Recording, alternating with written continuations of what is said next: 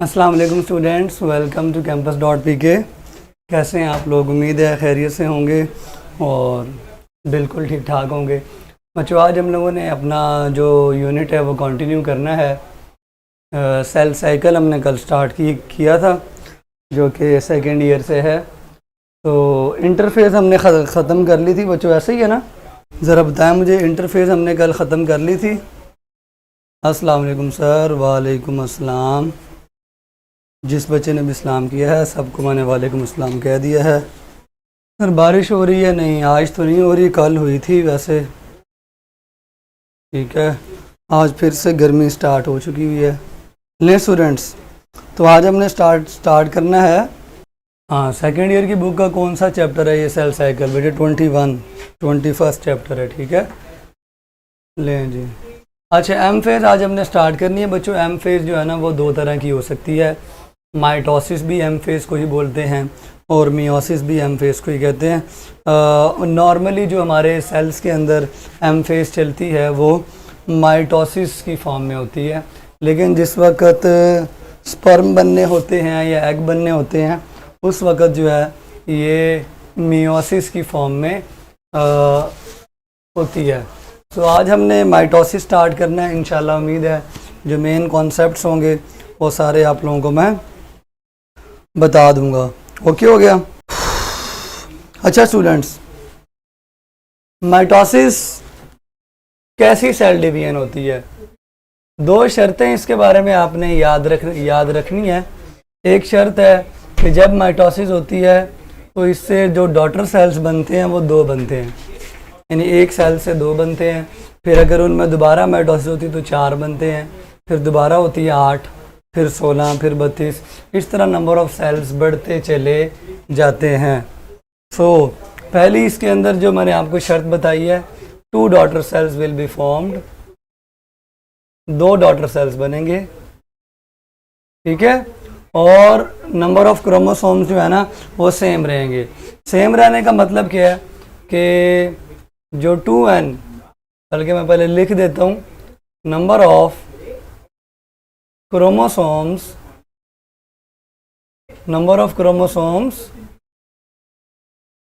remains same. Chromosome की जो तादाद है वो सेम रहेगी। इसका मतलब ये है कि अगर डॉटर सेल्स के अंदर डिप्लॉयड नंबर ऑफ क्रोमोसोम है पेरेंट सेल के अंदर, सो उसके नतीजे में डॉटर सेल्स के अंदर भी डिप्लॉयड नंबर ऑफ क्रोमोसोम ही होंगे, 2n। और इससे एक और चीज़ क्लियर होती है कि माइटोसिस यूजुअली आमतौर पर ये होती है अकर इन सोमैटिक सेल्स। सोमैटिक आमतौर पर डिप्लॉयड सेल्स ही होते हैं। ये आमतौर पर सोमैटिक सेल्स में होती है, किडनी सेल में, लिवर सेल में, एपिथेलियल सेल में, मसल सेल्स में। ये जो सारे हमारे नॉर्मल बॉडी के सेल्स होते हैं ना, इनको सोमैटिक सेल्स कहते हैं। ये 2n होते हैं। इनके नतीजे में जो इनके डॉटर सेल्स बनते हैं माइटोसिस के नतीजे में, वो भी 2n बनते हैं।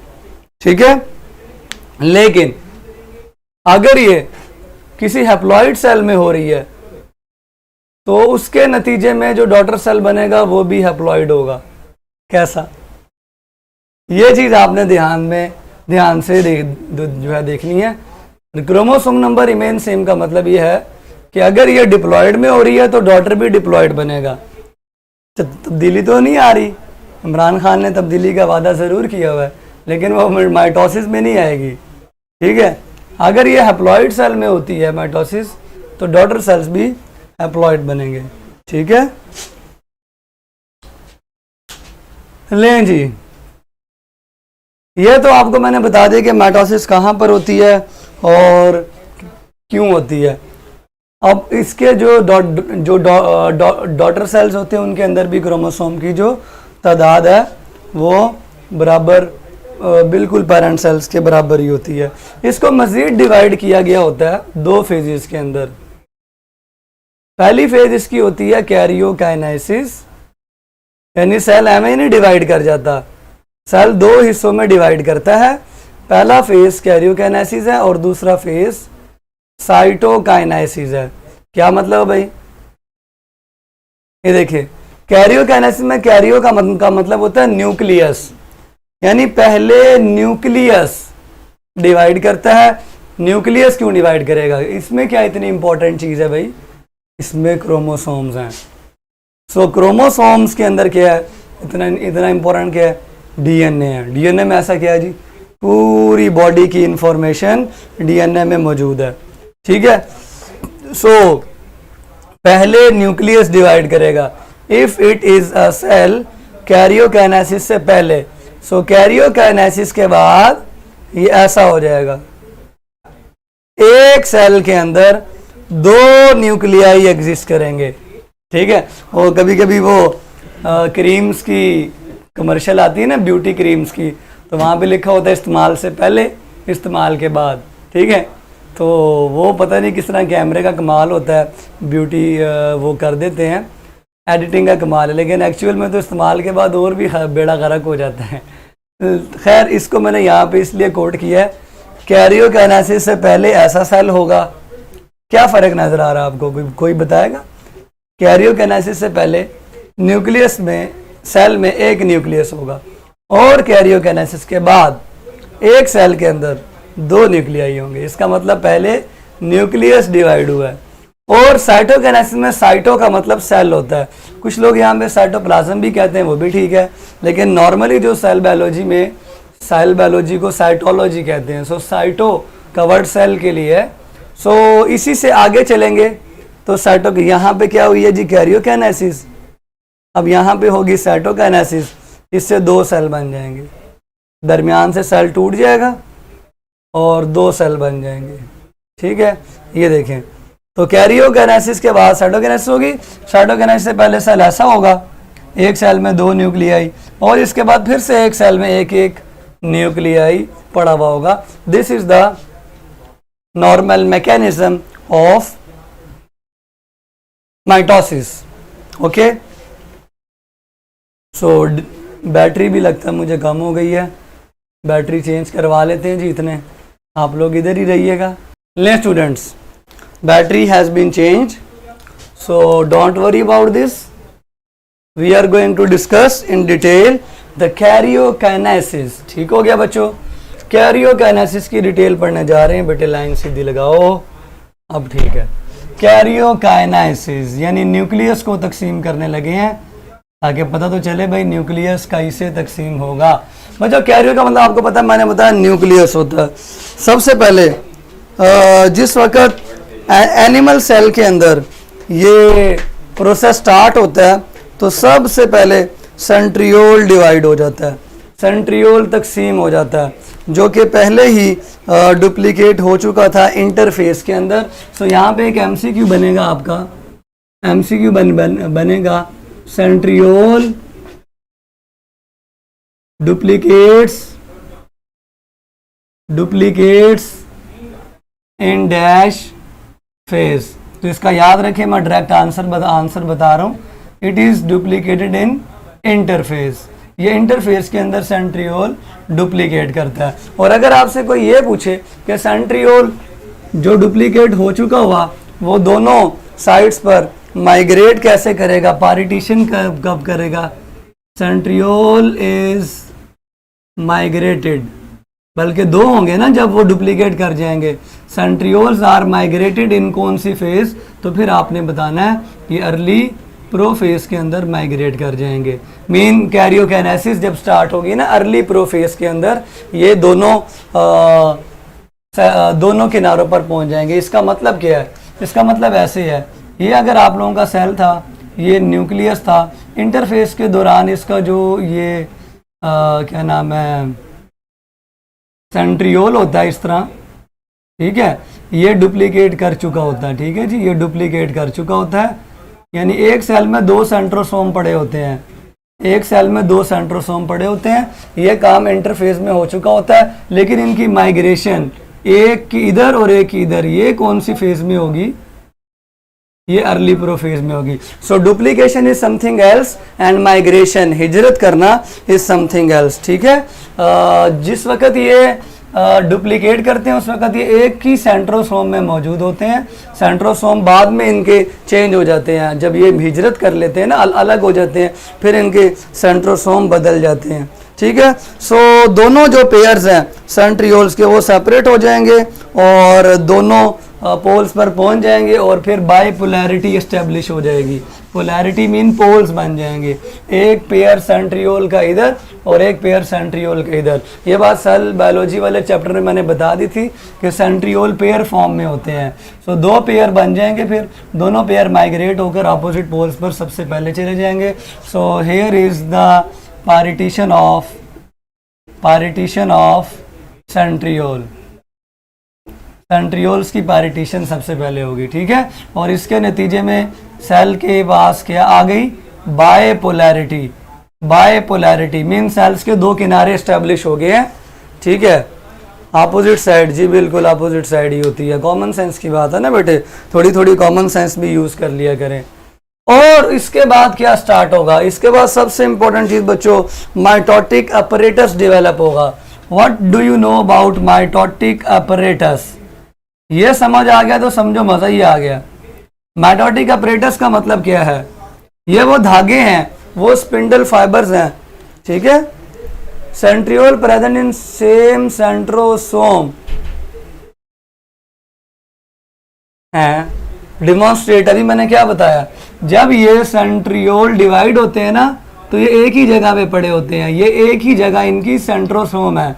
सो सेम सेंट्रोसोम के अंदर पड़े होते हैं, बाद में इनकी लोकेशन चेंज हो जाती है जब दूसरा पेयर माइग्रेट करके इधर चला जाएगा। Centrosome is the location where the centrioles are present. लिख लें, centrosome is the location where the centrioles are present, ठीक है। लें जी, माइटोटिक अपरेटस के 3 सेट्स ओरिजिनेट होंगे, 3 सेट्स। पहले सेट को हम नाम देते हैं काइनेटोकोर, काइनेटोकोर फाइबर्स, ठीक है। काइनेटोकोर फाइबर्स या काइनेटोकोर माइक्रोट्यूब्यूल्स ऐसे होते हैं जो सेंट्रियोल से निकलते हैं। अब मैं इनको बड़ा करके दिखा रहा हूं आपको। ये अगर आप लोगों का सेल है तो सेंट्रियोल से एक सेट निकलेगा जो क्रोमोसोम के दरमियान में मौजूद सेंट्रोमेयर के अंदर मौजूद काइनेटोकोर के साथ अटैच होगा। सो इसको थोड़ा दरमियान में कर लें ताकि आपको बात समझ आ जाए। थोड़ा सा इसको मैं बड़ा कर देता हूँ। ये देखें, इसके दरमियान में बच्चों एक ना काइनेटोकोर पोर्शन है, ये काइनेटोकोर है। कुछ फाइबर ऐसे होंगे जो काइनेटोकोर के साथ जाके अटैच हो जाएंगे, उनको हम काइनेटोकोर कहते हैं, ठीक है। कुछ ऐसे होंगे बच्चों जो आपस में अटैच हो जाएंगे, और इनका आपस में अटैच होने का जो मेथड है वो ये इंटरडिजिटेट है। इनको हम कहते हैं पोलर माइक्रोट्यूब्यूल्स या polar fibres.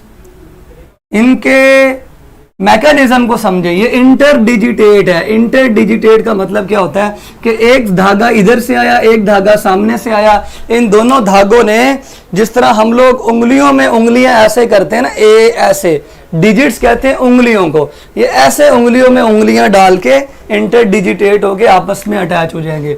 So this is the interdigitate. ये पोलर माइक्रोट्यूब्यूल्स का काम है। They will interdigitate with each other, और किसके साथ, जो ऑपोजिट साइड से आ रहा होगा उसके साथ ये इंटरडिजिटेट करेंगे, इंटरडिजिटेट। और कुछ फाइबर्स ऐसे होंगे जो ऐसे निकलेंगे, ऐसे आउटवर्ड, सेंट्रियोल से आउटवर्ड ग्रो करेंगे, आउटवर्ड। ये पूरे माइटोटिक अपरेटस को मेंटेन करते हैं, बैलेंस रखते हैं, ठीक है। लें जी, इसको हम कहते हैं एस्ट्रल माइक्रोट्यूब्यूल। इसकी शक्ल सितारे जैसी है। एस्टरनस सितारों को बोलते हैं, जो सितारे नहीं हमें आसमानों पे नजर आते, इसकी शक्ल सितारों जैसी होती है। So they are known as astral microtubules. They radiate outward to form an aster. ये एस्टर बना देंगे, सितारे की तरह एक स्ट्रक्चर बनाएंगे। आउटवर्ड ग्रो कर रहे हैं ये इस सेंट्रियोल से आउटवर्ड। ये कहां पे ग्रो करेंगे, they will attach to centromere, ठीक है। ये तो आसान सी चीज है। ये आपस में इंटरडिजिटेट होंगे लेकिन अपोजिट साइड से, और ये एस्टर बनाएंगे। अब एक बात आप लोग ध्यान से सुन लें, अगर इधर एक और पेयर है, एक और क्रोमोसोम पड़ा हुआ है, तो एक इसके यहाँ पे भी अटैच होगा, ठीक है। और मैं इंटरडिजिटेट थोड़ा सा और बना दूं ताकि आपको मैं स्पिंडल समझा सकूं। एक ये इंटरडिजिटेट होगा यहाँ से, ठीक है जी, ये इंटरडिजिटेट है, ये देखें ये इंटरडिजिटेट है। एक यहाँ पे मैं आपको इंटरडिजिटेट करवा देता हूँ, लें जी, ये भी क्या, इंटरडिजिटेट। अब ध्यान से देखना आपने, ये है कि ये जो शक्ल बनी है, दिस वन, सेल के अंदर जो फाइबर्स की शक्ल बनती है ऐसी, इस शक्ल को स्पिंडल शेप कहते हैं। स्पिंडल शेप इस तरह की होती है जिसके दोनों टैपर एंड्स होते हैं और बीच में उसकी बेली मोटी होती है। So these two sets are known as spindle fibres, spindle fibres. इसका मतलब mitotic apparatus is equal to spindle fibre plus aster. और स्पिंडल फाइबर के अंदर मजीद दो तरह के सेट्स हैं, काइनेटोकोर और पोलर। पोलर को नॉन काइनेटोकोर भी कहते हैं, पोलर को नॉन काइनेटोकोर। सो इस लिहाज से हमारे पास एक इक्वेशन बनेगी, mitotic apparatus is equal to, ये देखें, काइनेटोकोर, अगर हम तीन चीजों की बात करें, kinetochore plus polar plus aster, अगर हम इन दोनों को मिला दें तो ये बन जाएगा स्पिंडल। तो ये छोटी इक्वेशन बन जाएगी, mitotic apparatus is equal to spindle plus aster. So दोनों लिहाज से आपको एमसीक्यू सॉल्व करने आने चाहिए, वरना गड़बड़ हो जाएगी, ठीक है। सो कैरियोकाइनेसिस के स्टार्ट में ये सारी चीज़ें जो है ना ये बनना स्टार्ट हो जाएंगी। और याद रखें, ये जो माइटोटिक अपरेटस होता है ये न्यूक्लियस से बड़ा होता है। न्यूक्लियस तो इस दौरान गायब भी हो जाएगा, वो मैं आपको प्रोफेज में बताऊंगा, अभी जो स्टार्ट करने लगे हैं। और याद रखें, ये जो आपको धागे मैंने बताए हैं, ये धागे दो चीज़ों के बने होते हैं, प्रोटीन जिसका नाम ट्यूबलिन था और आरएनए, ठीक है। जो धागे होंगे ना माइक्रोट्यूब्यूल्स के, they are composed of tubulin plus थोड़ा सा आरएनए, ये इनकी कंपोजिशन है, इन धागों की कंपोजिशन है। ये भी धागे हैं, ये भी धागे हैं, ये भी धागे हैं, सारे ही धागे, ठीक है। धागों ने सेल डिवीजन में अपना रोल प्ले करना है, सेल को तकसीम करने में अपना रोल प्ले करना है। और इन धागों के अंदर, ये धागे किस चीज़ के बने हैं, प्रोटीन्स के बने हुए हैं, प्लस थोड़ा थोड़ा बीच में आरएनए भी है, ट्रेसेस ऑफ आरएनए भी है। So mitotic apparatus has been organized in the early prophase कह लें या अर्ली कैरियोकाइनेसिस कह लें, ठीक हो गया। लें जी, सो what is the purpose of this mitotic apparatus? What is the purpose of mitotic apparatus? ये मैंने प्रोफेज वगैरह पढ़ाने से पहले ये क्यों पढ़ाया, बुक में भी ये पहले क्यों लिखा, व्हाट इज द पर्पस, मैंने अभी बताया। इसके बगैर क्रोमोसोम की इक्वल डिवीजन नहीं हो सकती, इसके बगैर जो क्रोमोसोम्स हैं वो दरमियान से अलग नहीं हो सकते, इसके बगैर क्लीवेज फरो भी नहीं होगी जो हम आगे जाके पढ़ेंगे, इसके बगैर जो है ना सेपरेशन नहीं हो सकती, इसके बगैर क्रोमोसोम अलाइन नहीं हो सकते। सो ये सारे काम जो सेल डिवीजन में होंगे वो इन धागों की मदद से होंगे। सो इनके काफ़ी काम है। सबसे इंपॉर्टेंट काम क्या है कि ये क्रोमोसोम्स को, उनके क्रोमैटिड्स को सेपरेट करेंगे, इक्वली डिस्ट्रीब्यूट करेंगे, उससे पहले ये उसको इक्वली अलाइन करेंगे, ये सारा काम यही करेंगे। अगर ये ना होते तो ये सारा काम ना हो पाता। सो this is the main concept of karyokinesis, जो कि प्रोफेज के अंदर ही होगा। जैसे प्रोफेज स्टार्ट होगी तो ये काम स्टार्ट हो जाएगा, ठीक है। ले बच्चों, यहां पे सबसे इंपॉर्टेंट चीज जिस पे मैंने आपको फोकस करवाया वो क्या है, इंटरडिजिटेट। सो मैं अगर आपसे पूछूं ताकि पता तो चले कि भूल तो नहीं गए, इंटरडिजिटेट का मतलब क्या है बच्चों, जल्दी से बताएं। What is the meaning of interdigitate? Hurry up students, what is the meaning of interdigitate? बता दो शाबाश, जल्दी से जल्दी से शाबाश। ले बच्चों, इसकी पहली फेज है, आप सबको पता है, प्रोफेज। दूसरी फेज है मेटाफेज। तीसरी फेज है यूनो एनाफेज। और एंड पे जो फेज है that is known as telophase. ठीक है जी। इंटरडिजिटेट, मिल जाना, भाई मिल जाना नहीं, स्पेशल मतलब बताया आपको, स्पेशल मतलब बताया, मिक्सिंग ना ना ना ऐसे ना कहें। यस, फिक्सिंग लाइक फिंगर्स, जैसे फिंगर ना कहें, डिजिट्स कहें, जैसे डिजिट्स एक दूसरे के अंदर हम लोग फिक्स कर देते हैं, इस तरह से फिक्स हो जाना फिंगर्स की तरह इंटरडिजिटेट कहलाता है। ठीक है। कैंपस स्टैट बेटे हम लोगों ने बंद करवा दिया। अब मुझे बताएं स्पिंडल फाइबर को स्पिंडल क्यों कहते हैं, इसके पीछे क्या साइंस है? Why spindle fibres are called spindle, कोई और नाम हमने इसका क्यों नहीं रखा? जल्दी से बता दो। स्पिंडल को स्पिंडल क्यों कहते हैं? मुझे जल्दी से बताओ, स्पिंडल कहने की वजह क्या है? शाबाश। लें बच्चों स्टार्ट करते हैं। प्रोफेज, प्रो का मतलब पहले, ये सबसे पहली फेज है because its shape like spindle. Yes, spindle shape कैसी होती है? जिसके ऐसे बीच से वो चौड़ी हो और उसकी जो किनारे हैं वो टैपर हो। ठीक है। और एस्ट्रल को एस्ट्रल माइक्रोट्यूब्यूल क्यों क्यों क्यों कहते हैं? जल्दी से बताओ, एस्ट्रल को एस्ट्रल माइक्रोट्यूब्यूल क्यों कहते हैं? Very good. इससे मतलब आपको बात क्लियर हो गई है, सितारे जैसी शक्ल होती है ऐसे जब आउटवर्ड ग्रो करते हैं। ले मुझे प्रोफेज के स्टार्ट से पहले मैं आपको बता दूं, जिस वक्त प्रोफेज स्टार्ट होती है ना, क्रोमोसोम जो है ना वो नजर नहीं आ रहे होते। ठीक है, क्रोमोसोम नजर कोई नहीं आ रहे होते। क्यों नहीं नजर आ रहे होते बच्चों? क्योंकि इंटरफेस के दौरान क्रोमोसोम क्रोमैटिन की शक्ल में होते हैं, बारीक धागे। ये मैंने सेल बायोलॉजी में डिटेल से आपको समझाया था। सेल बायोलॉजी के अंदर एक बड़ा प्यारा कॉन्सेप्ट है कि न्यूक्लियस के अंदर जो पड़ा हुआ है ना क्रोमैटिन, वो नज़र कोई नहीं आता, वो बहुत बारीक होता है, बहुत वो पतला होता है। ठीक है, वो जो पतला सा क्या नाम है क्रोमैटिन मटेरियल है वो हमें बिल्कुल भी नज़र नहीं आएगा। अर्ली प्रोफेज के अंदर ये अगर क्रोमैटिन मटेरियल है सपोज, तो ये कॉन्डेंस होना स्टार्ट हो जाएगा। ठीक है, यानी chromatin material will be changed into chromosomes. How? By condensation. बड़ा डिटेल से आपको मैंने ये समझाया हुआ कॉन्सेप्ट। कंडेंसेशन के तहत जो क्रोमैटिन है, थोड़ा सा पीछे लिख लें ताकि जगह बच जाए।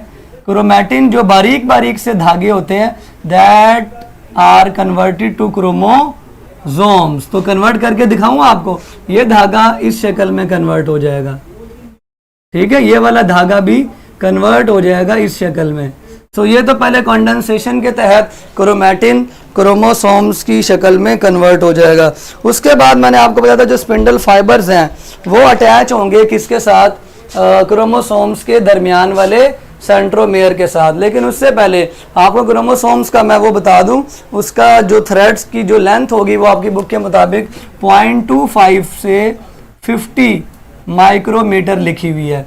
ये इतनी लेंथ के क्रोमीन, कुछ क्रोमोसोम बड़े होते हैं कुछ छोटे होते हैं। ये सेल बायोलॉजी में हमने पढ़ा हुआ था ना, छोटे क्रोमोसोम भी हैं बड़े क्रोमोसोम भी है। तो कुछ का थोड़ी सी लंबाई है, कुछ की लंबाई ज्यादा है। सो ये इनकी लेंथ होगी। ठीक, अब क्रोमोसोम जो है ना वो ज्यादा थिक होना स्टार्ट हो जाएंगे, विजिबल हो जाएंगे। और बताएं जब ये क्रोमोसोम नजर आना शुरू होंगे ना प्रोफेज में, तो बच्चों याद रखो ये रेप्लिकेटेड होंगे। वाई? जब ये पहली मर्तबा आपको नजर आएंगे, ये रेप्लिकेटेड शक्ल में ही क्यों नजर आएंगे? कोई जवाब देगा आपको? अनरेप्लिकेटेड शक्ल में ये क्यों नजर नहीं आए?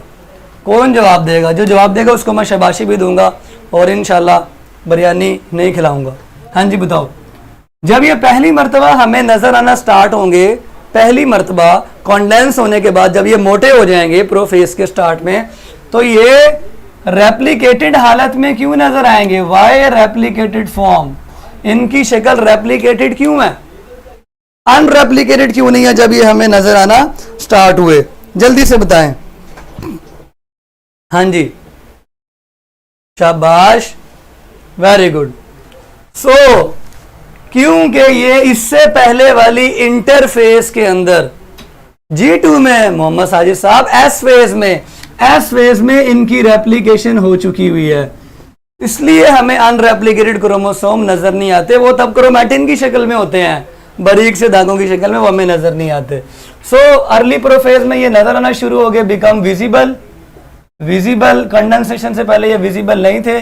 अब क्या होगा, न्यूक्लियस जो था वो गायब हो जाएगा। अब बंदा पूछे न्यूक्लियस कैसे गायब हो जाएगा, ये न्यूक्लियस गायब है, एवं ही गायब। कहाँ गया न्यूक्लियस? न्यूक्लियस की मेम्ब्रेन टूट जाती है। हमें बचपन में पढ़ाया जाता है भाई न्यूक्लियस गायब हो गया है, और भाई गायब नहीं होता। न्यूक्लियस की जो मेम्ब्रेन होती है वो ब्रेक डाउन हो जाती है, और न्यूक्लियस का सारा मटेरियल जो है ना वो साइटोप्लाज्म में बिखर जाता है, रिलीज हो जाता है। सो वो गायब। और यहाँ पे आपको पता है एक सेंट्रोसोम मौजूद है, इधर एक और सेंट्रोसोम इन सेंट्रियोल्स का पेयर मौजूद है। ये अब क्या करेंगे, ये इनको पकड़ना स्टार्ट कर देंगे। अभी तो ये खैर इधर ही है, यूं समझे, ताकि ये दोनों को अटैच कर सके। यहाँ से इसको भी अटैच करना और यहाँ से इसको भी अटैच करना, यहाँ से इसको भी। तो ये जिस तरह भी इनका दाव लगेगा, ये क्रोमोसोम्स के साथ अटैचमेंट अपनी कर लेंगे। और ये धागे इतने क्लियर नहीं होंगे जितने मैंने आपके सामने क्लियर बनाया है। ये बुक में देंगे तो आपको बिल्कुल ही गंद सा बना हुआ नजर आएगा। उसके अलावा न्यूक्लियोलाई भी डिसअपीयर हो जाएगा। Nucleolus and nucleus both will nucleoli लिखने उनके समटाइम्स ज्यादा भी होते हैं, डिसअपीयर। और सबसे इंपॉर्टेंट चीज क्या है वो मैंने आपको बता दिया, माइटोटिक अपरेटस ऑर्गेनाइज हो जाएगा। माइटोटिक अपरेटस ऑर्गेनाइज हो जाएगा, ठीक है।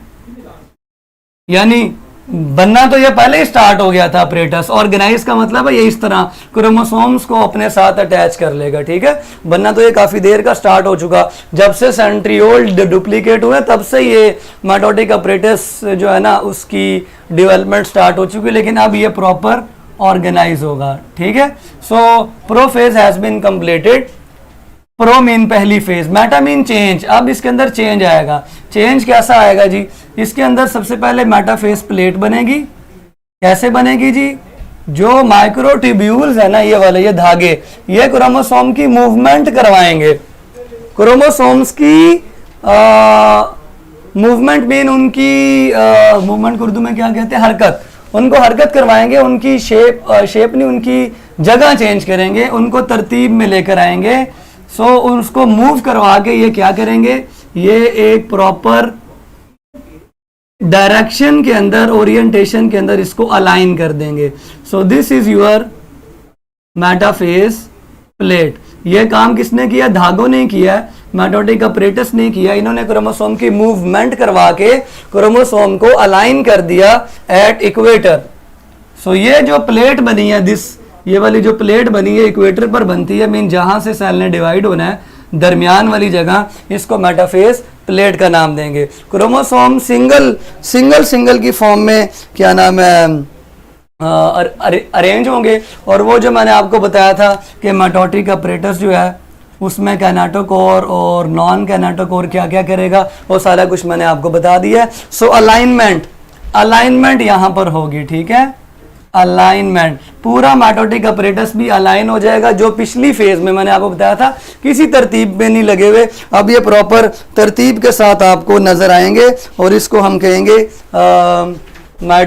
Metaphase plate. अब आपसे एक एमसीक्यू पूछते हैं, ध्यान से मेटाफेज प्लेट को देखें। ये भी बना देते हैं हम, polar microtubules, these are the polar microtubules. तो थोड़ा छोटा हो जाए ताकि पोलर की जगह निकले। ये जी पोलर माइक्रोट्यूब्यूल्स हैं, ठीक है। अब मुझे बताओ, इन माइटोसिस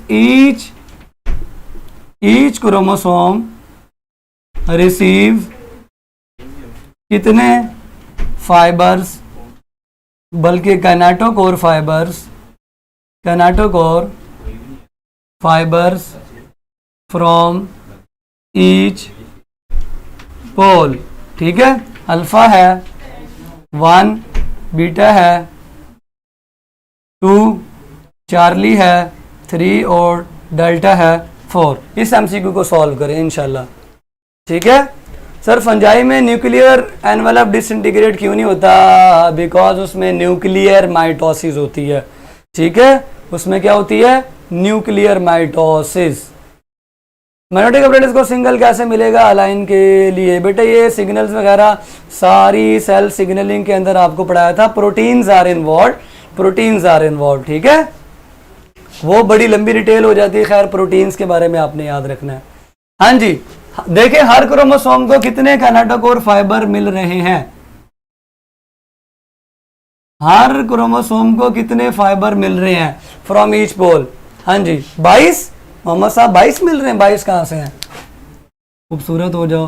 हाँ जी बच्चों, कितने मिल रहे हैं? Yes, 2 kinetochore fibers from each pole, ठीक है।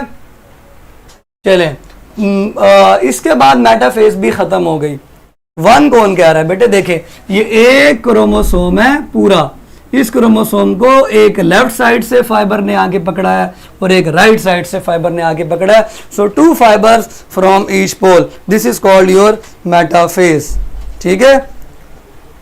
अब क्वेश्चन ये है कि कैनाटोकोर कहां पर होता है? तो याद रखें कैनाटोकोर प्राइमरी कंस्ट्रिक्शन या सेंट्रोमेयर के अंदर स्पेशल प्रोटीन वाला एरिया होता है। सो इन्होंने किस तरह से अटैचमेंट होनी है? ये धागे भी प्रोटीन के बने हुए हैं और इस क्रोमोसोम, अगर मैं इसको बड़ा करके दिखाऊं तो इसके दरमियान में ये कैनाटोकोर है, ये भी प्रोटीन है और जो धागे आ रहे हैं वही प्रोटीन के बने। सो प्रोटीन प्रोटीन के साथ इंटरेक्ट करके अटैच हो जाती है, ठीक है।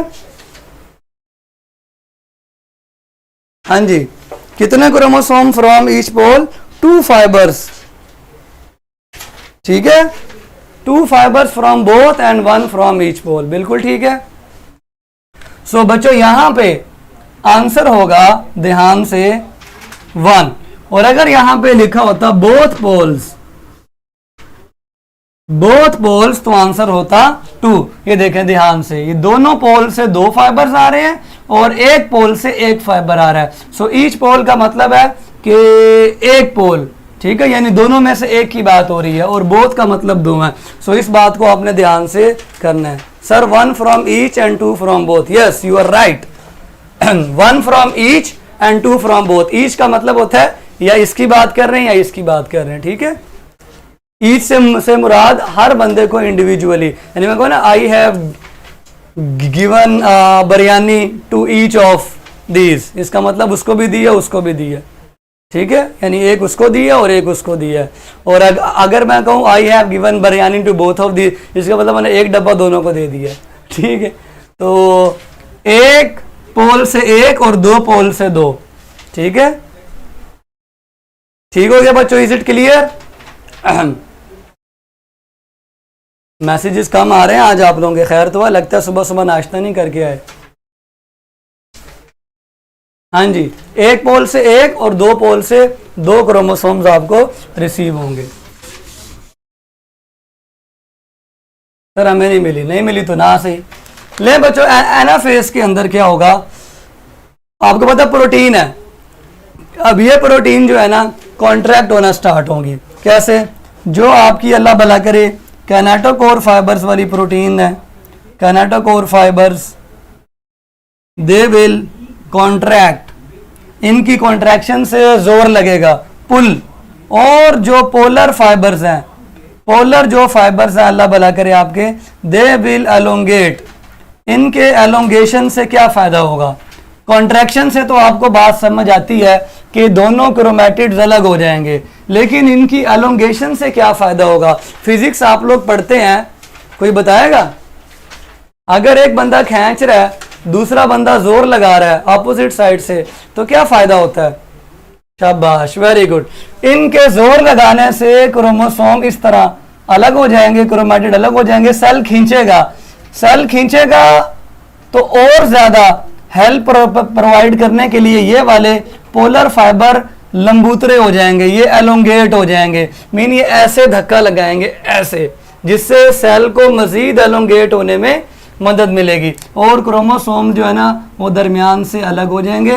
सो इसके बाद की शक्ल कैसी होगी? अगर मैं आपको शक्ल बना के दिखाऊं, शक्ल विल बी लाइक दिस।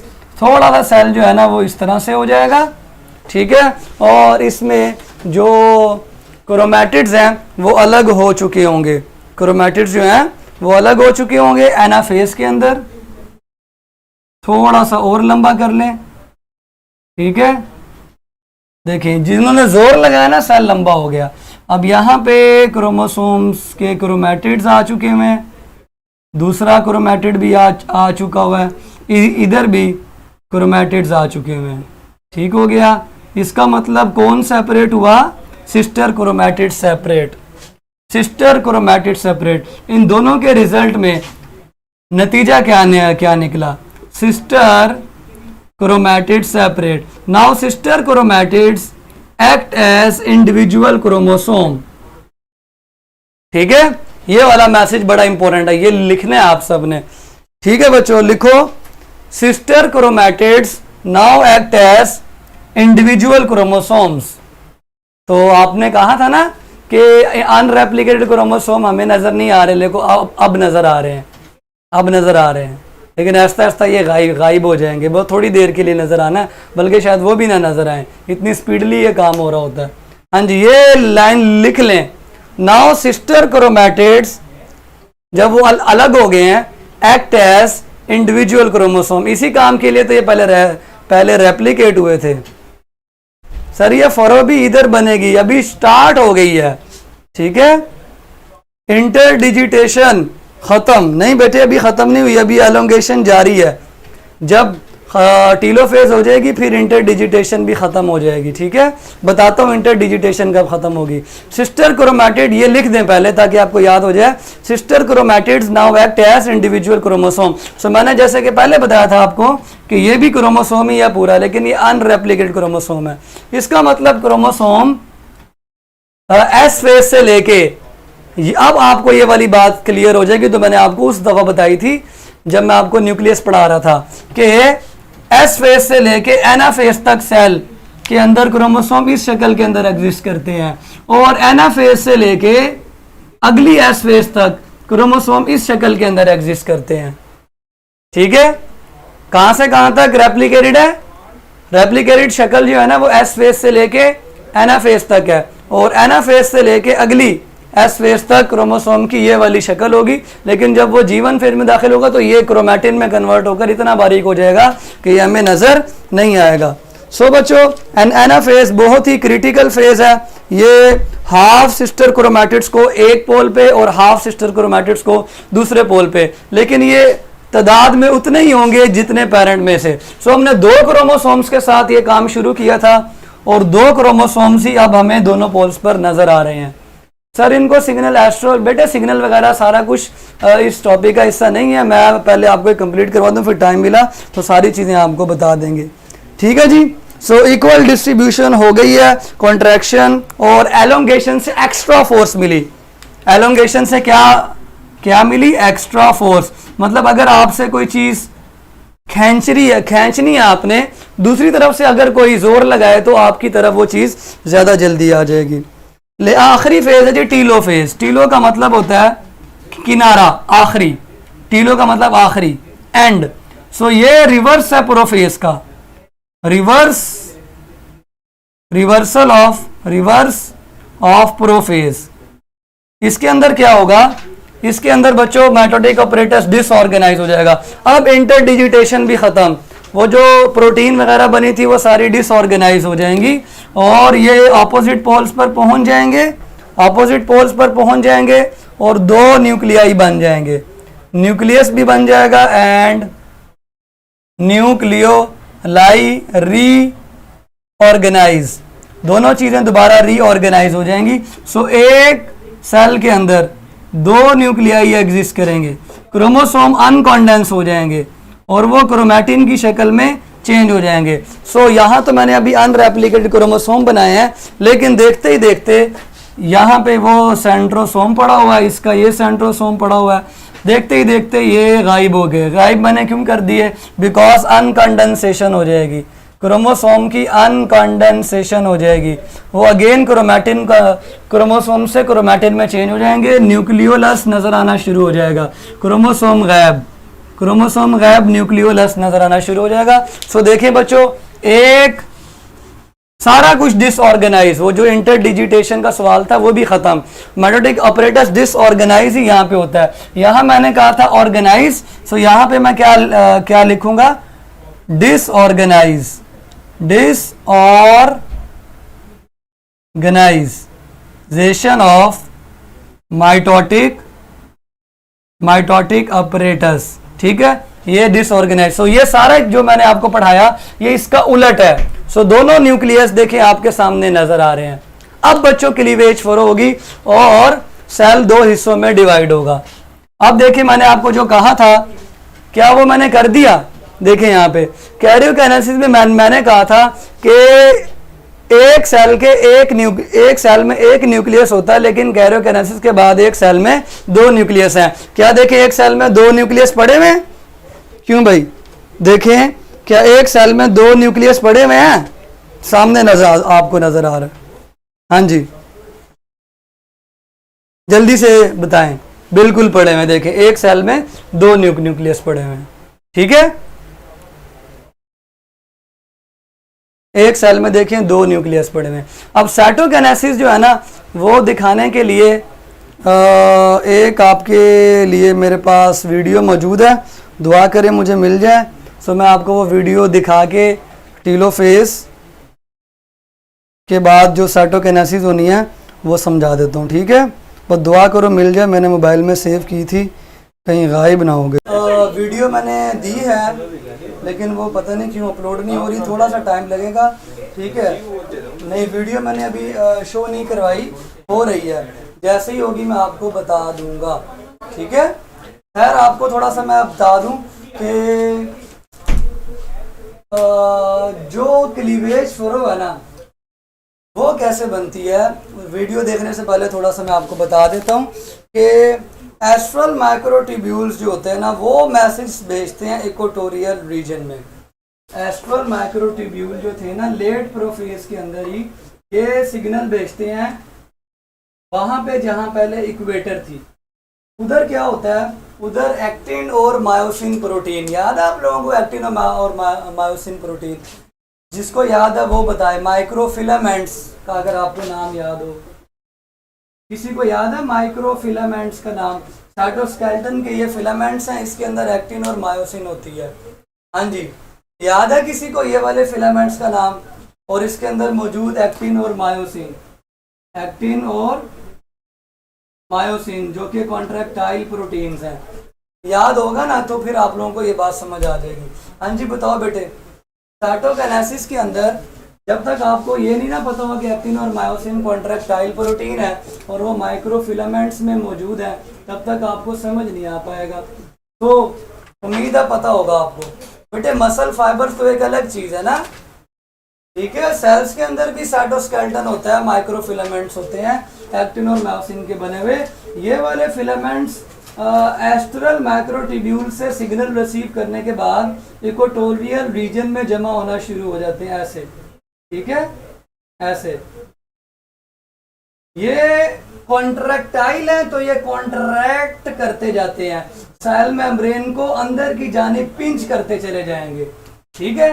इनके पास इसके पास कॉन्ट्रैक्ट, आवाज कम हो गई है, माइक ही नहीं लगाया हुआ था। आपको मैं बता रहा हूं कि मैं दोबारा इसको मिटाता हूं।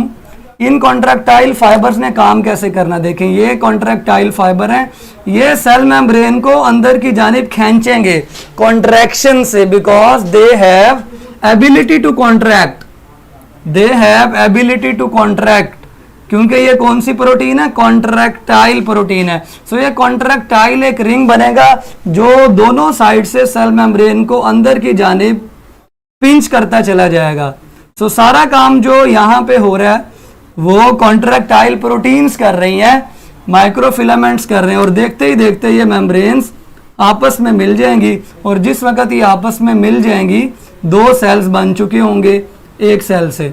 सो this is the game over, this is the game over, ठीक है। एक मर्तबा मैं दोबारा बता देता हूं, अगर तो आपको एक्टिन और मायोसिन का पता है फिर तो समझ आ जाएगी, अगर नहीं ना पता फिर आपका अल्लाह ही हाफिज है। देखिए ये टीलोफेज है, लेट टीलोफेज के अंदर जिस टाइम टीलोफेज के आखिरी मराहिल होते हैं उस वक़्त एस्ट्रल माइक्रोट्यूब्यूल से, ये जो एस्ट्रल माइक्रोट्यूब्यूल हैं यहाँ से मैसेज जाता है कॉन्ट्रैक्टाइल प्रोटीन्स को, यानी कि एक्टिन को और मायोसिन को। ये एक्टिन और मायोसिन के फिलामेंट सेल मेम्ब्रेन के अंदर होते हैं। सेल मेम्ब्रेन को अंदर की जानिब पिंच करना स्टार्ट कर देते हैं। पिंचिंग, इसकी पिंचिंग स्टार्ट हो जाएगी। जब वो खींचेंगे ना, ऐसे ऐसे खींचेंगे, कॉन्ट्रैक्टाइल फाइबर कॉन्ट्रैक्ट होंगे तो सेल मेम्ब्रेन पिंच होती चली जाएगी दोनों साइडों से। किस जगह पे? जहां पे इक्वेटर थी। जहां पे क्या थी? पहले इक्वेटर थी। ये कॉन्ट्रैक्शन के जरिए, कॉन्ट्रैक्टाइल, मैं बार बार बोल रहा हूं, ये सेल मेम्ब्रेन को अंदर के जाने पिंच करेंगे और देखते ही देखते क्लीवेज फरो बढ़ती चली जाएगी अंदर की जानिब, और उस क्लीवेज फरो की मदद से ये दो हिस्सों में डिवाइड हो जाएगा। माइटोसिस में सिर्फ आधा घंटा लगेगा बेटे, सिर्फ आधे घंटे के अंदर, 30 मिनट के अंदर ये सारा काम खत्म हो जाएगा। ठीक है बच्चों। सो क्लीवेज फरो बेसिकली किस चीज से बनती है? कॉन्ट्रैक्टाइल रिंग से बनती है। बच्चों सारे बोल दें कॉन्ट्रैक्टाइल रिंग, और वो कॉन्ट्रैक्टाइल रिंग दो कॉन्ट्रैक्टाइल प्रोटीन्स की मदद से बना, एक्टिन और मायोसिन। एक्टिन और मायोसिन। अब एक्टिन और मायोसिन प्रोटीन प्लांट सेल्स में तो होती नहीं है। सो प्लांट सेल्स में फिर क्या होता है? प्लांट सेल में तो सेल वॉल भी बनानी होती है। अगर इस प्लांट सेल में दो न्यूक्लियस बन चुके हुए हैं तो किस तरह से ये दो हिस्सों में डिवाइड होगा? प्लांट सेल्स के बारे में थोड़ा सा आपको ज्यादा फोकस करना पड़ेगा। इसके अंदर एक तो माइक्रोट्यूब्यूल्स वगैरह जो हैं, ठीक है, वो उस तरह से नहीं होते। सो यहाँ पे सबसे पहले फ्रेगमोप्लास्ट बनेगी। फ्रेगमोप्लास्ट बनने के लिए छोटे छोटे वेसिकल्स गोल्जी अपरेटस से आएंगे। आपको पता है ना गोल्जी अपरेटस होता है ऐसे, ये गोल्जी अपरेटस खूबसूरत सा मैं बना देता हूँ आपको। ये गोल्जी अपरेटस है, ठीक है। यहाँ पर भी गोल्जी अपरेटस है और इधर भी गोल्जी अपरेटस है। प्लांट सेल्स के अंदर क्या होगा बच्चों? गोल्जी से छोटे छोटे वेसिकल्स बर्ड ऑफ होकर बाहर निकलेंगे यहां से भी। और आपको पता है ना वेसिकल्स का काम ही क्या है? बर्ड ऑफ करना छोटे छोटे वेसिकल्स को। ये वेसिकल्स दरमियान में इकट्ठा होना स्टार्ट हो जाएंगे, ठीक है। इनको मैं बड़ा कर देता हूं। ये वेसिकल्स हैं, ये वेसिकल्स इस तरह अलाइन अप हो जाएंगे उसी जगह पे जहां पे पहले इक्वेटर हुआ करती थी। उस जगह पर ये वेसिकल्स, छोटे छोटे वेसिकल्स, गोल्जी वेसिकल्स जमा होना शुरू हो जाएंगे। ये छोटे छोटे वेसिकल्स हैं। ये वेसिकल्स एक दूसरे के साथ मिलकर एक बड़ी सी ऐसे डिस्क बना देंगे, एक लाइन बना देंगे। इस लाइन को क्या कहेंगे? डिस्क, ठीक है। ये डिस्क बन जाएगी। इस डिस्क के अंदर आप लोगों ने ध्यान से देखना है, ये सेल प्लेट है या सेल डिस्क है, जो भी आप कह लें। इस सेल प्लेट के अंदर जो थैली है ना, इस थैली को मैं बड़ा करके बनाता हूं। इस एक थैली को अगर मैं बड़ा करके बनाऊं तो ऐसे ही एक थैली है। इस थैली की ये वाली सेल मेम्ब्रेन है और इसके अंदर सेल वॉल बनाने वाला मटेरियल मौजूद है। सो जिस वक्त ये दोनों सेल्स की बाउंड्रीज पे जाके टकराएंगे, ये वाली साइड इस सेल की मेम्ब्रेन बन जाएगी, ये वाली साइड इस सेल की मेम्ब्रेन बन जाएगी। सो देखें, ये चेक करें। इसको थोड़ा सा मैं मजीद HD में बनाता हूँ ताकि आपको मजीद समझ आ जाए। ये बड़े बड़े बना रहा हूँ ना इसलिए ताकि क्लियर हो जाए, ठीक है। ये वाली जो साइड है, ये चूंकि वेसिकल्स हैं, वेसिकल थैलियां होती हैं, मेम्ब्रेन्स ही हैं। ये वाली साइड इस सेल की मेम्ब्रेन बन जाएगी। ये वाली साइड जो है सारी वो लेफ्ट वाले सेल की मेम्ब्रेन बन जाएगी। बीच में क्या है? बीच में सेल वॉल बनाने का मटेरियल है, सेल्यूलोज, हेमी सेल्यूलोज, पैक्टिन। सो ये वाली जो चीज है ये इसकी सेल वॉल बन जाएगी बीच में। सो आधी सेल वॉल इस सेल को मिल जाएगी और आधी सेल वॉल इस सेल को। सो देखते ही देखते आपके दो सेल्स बन जाएंगे। यहाँ पे देखते ही देखते आपके यहाँ पे दो सेल बन जाएंगे, एक ये सेल, ठीक है, और एक ये सेल, और ये बीच में cell wall. This is the formation of cell plate, जिसको हम फ्रेगमोप्लास्ट कहते हैं। अब मैंने इसको डिस्क नहीं कहना, अब मैंने इसको सेल प्लेट कहना है और इसका नाम है फ्रेगमोप्लास्ट। इसको बनाने के लिए जो सबसे इंपॉर्टेंट रोल प्ले किया है वो गोल्जी की थैलियों ने किया है। थैलियां मेम्ब्रेन्स ही होती हैं। सो थैलियों की मेम्ब्रेन सेल की मेम्ब्रेन बन गई, इस साइड से इधर की और इस साइड से इधर की। बीच में क्या भरा हुआ था? इसके सेल वॉल बनाने का मटेरियल। सो सेल वॉल भी बनेगा। साइटोकिनेसिस प्लांट्स में तब कंप्लीट होगी जब सेल मेम्ब्रेन नहीं बल्कि सेल वॉल भी बनेगा। ठीक है बच्चों, इज इट क्लियर? सेल्यूलोज और पैक्टिन का मटेरियल कहां पर होगा? इस सवाल का जवाब दें और खत्म कर दें इस बात को। हाँ जी, आखिरी सवाल, सेल्यूलोज और पैक्टिन का जो मटेरियल है, जो उसको बनाने वाले प्रिकर्सर हैं, वो कहां होंगे? साइटोकिनेसिस होते वक्त प्लांट्स में कहां होंगे? आप सबको पता है प्लांट्स की सेल वॉल में सेल्यूलोज और पैक्टिन वगैरह होते हैं, कहां होंगे? जल्दी बताएं। हाँ जी बताएं, कहां होंगे? बेटे वीडियो लगता है स्टक हो गई है, कहां होंगे? जल्दी बताएं बेटे, टाइम इज वेरी शॉर्ट, कहां होंगे? वेजिकल्स के अंदर, वेरी गुड। इन छोटी छोटी थैलियों के अंदर सेल्यूलोज और पैक्टिन के प्रिकर्सर मौजूद होंगे, ठीक है। और सेल मेम्ब्रेन कौन सी मेम्ब्रेन से बनेगी? वेजिकल्स की मेम्ब्रेन से सेल मेम्ब्रेन बन जाएगी, वेजिकल्स की मेम्ब्रेन से ही सेल मेम्ब्रेन बन जाएगी, ठीक है बच्चों। सो साइटोकिनेसिस प्लांट्स में दोनों चीजें बनानी है, सेल मेम्ब्रेन भी बनानी है और सेल वॉल भी बनानी है। वेरी गुड बच्चों, वेरी गुड।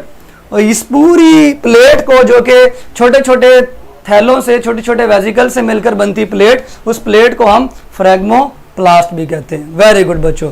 अब मैं आप लोगों का टेस्ट स्टार्ट कर रहा हूं और मुझे इजाजत है, इंशाल्लाह हम मिलेंगे कल नेक्स्ट लेक्चर के साथ। तब तक के लिए आप लोगों ने अगला मियोसिस का जो टॉपिक है वो डिटेल से पढ़ कर आना है, ठीक है स्टूडेंट्स।